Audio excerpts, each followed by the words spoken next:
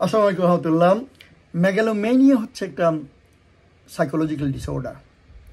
এই সাইকোলজিক্যাল ডিসঅর্ডারটা দেখা যায় বিশেষ করে ক্ষমতাসীন ব্যক্তিদের মধ্যে, যেটা আমরা বর্তমানে বাংলাদেশ সরকার প্রধান এবং আওয়ামী লীগের নেত্রী শেখ হাসিনার মধ্যে দেখতে পাচ্ছি।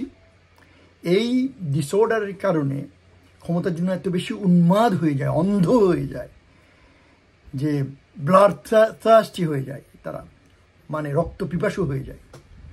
তখন আগে কোনটা করতে হবে, পরে কোনটা করতে হবে, এটা কমপ্লিটলি ভুলে যায়।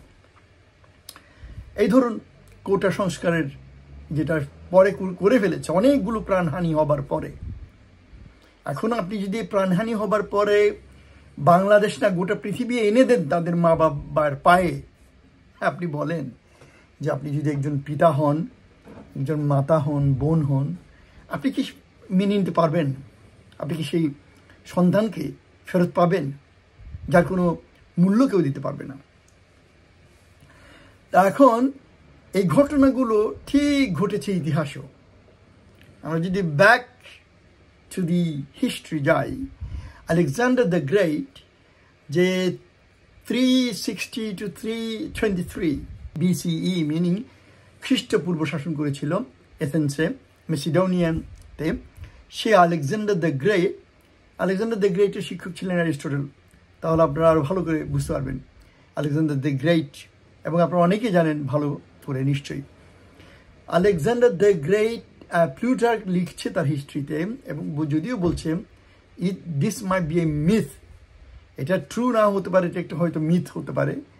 Alexander the great banged his head, তার মাথা কুটে মরেছিল, মানে মাথা কুটছিল, যে there is no more of left for him to conquer, তার বিজয়ের জন্য আর কোনো ভূমি পৃথিবীতে নেই।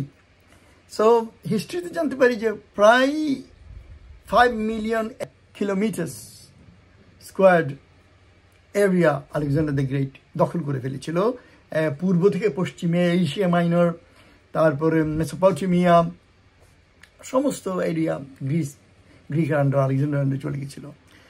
সে আলেকজান্ডার এখন নেই, হিস্ট্রি হয়ে গেছে। এরপর ফেরাওর কথা ধরেন, ফেরাউন যে মুসা আলাইহিস সালামকে চেজ করেছিল, মুসা আলাইহিস সালাম বনি ইসরায়েলদেরকে যারা তার প্রতি মেনে নিয়েছিলেন তাদেরকে নিয়ে চলে যাচ্ছিলেন নীল নদের তীরে, এসে ফেরাউন তাদেরকে চেজ করছিল। ফাদবাহুম, সূরা ইউনূসের 90 নম্বর আয়াতে আল্লাহ বলছেন যে হাত্তা আদরাকাহু আল গারাক, যতক্ষণ পর্যন্ত সে জানতে পেরেছে, বুঝতে পেরেছে সে ডুবে যাচ্ছে আস্তে আস্তে। তখন কি বলল? ক্বালা আমানতু, আমি মেনে নিয়েছি, আন্নাহু লা ইলাহা ইল্লা আল্লাযী আমানাত বিহি বনি ইসরাইল, বনি ইসরাইল যার উপর ইমান এনেছে আমি তার উপর এনেছি, ওয়া আনা মিনাল মুসলিমিন, এবং আমি মুসলমানদের অন্তর্ভুক্ত। আল্লাহ কি বলেছে? না আলান কদ আসাইত, এই পর্যন্ত তুমি মুসা আলাইহিস সালামকে এবং তার অনুসারীদেরকে নির্যাতন করেছ। ইযাববিহুনা আবনাহুম ওয়া ইস্তাহয়ুনা নিসাআহুম, তাদের মেয়ে সন্তানদেরকে জীবিত রেখেছে, পুরুষ সন্তানদেরকে মেরে ফেলেছে, এটাই সে করেছে। তারপর আল্লাহ কি বলছেন? আল্লাহ তাকে ওখানে ডুবি মারলেন এবং বললেন যে ফালিয়াউমা নুনাজ্জিকা বিবাদানিকা লিতাকুনা লিমান খালফাকা আয়া, আজকে তোমার এই শরীরটাকে টিকিয়ে রাখবো যাতে তোমার জন্য কি হয়ে যায়, এটা পৃথিবীর অনাগত মানুষের জন্য একটা নিদর্শন হয়ে যায়। 1989 সালের নীল নদের তীরে ফেরাওর দেহ পাওয়া গেছিল, ফেরাউনের, যেটা the Bible, the Quran and science, doctor Maurice Bucaille forensic test করেছিলেন।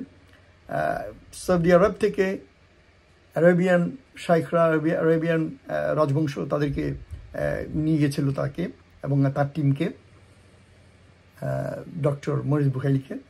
ডক্টর মরিস বুখাইলি তো ওখান থেকেই ডক্টর মরিস বুখাইলির পরিবর্তনটা আসে, যখন দেখতে পেলেন যে ফেরাওর এই দেহটা উপর এখানে মাটির চাক, নোনা মাটির চাক পড়ে আছে, অ্যান্ড দেন ফেরাও কীভাবে এটা মমি ছাড়া এতদিন ধরে টিকে আছে। আল্লাহ বলেছেন যে আমি এটা টিকিয়ে রাখবো। কেন? এই যারা মেগালোম্যানিয়াক তাদের জন্য এটা যেন একটা কি শিক্ষা হয়ে যায়, কিন্তু মানুষ তো শিক্ষা নেয় না।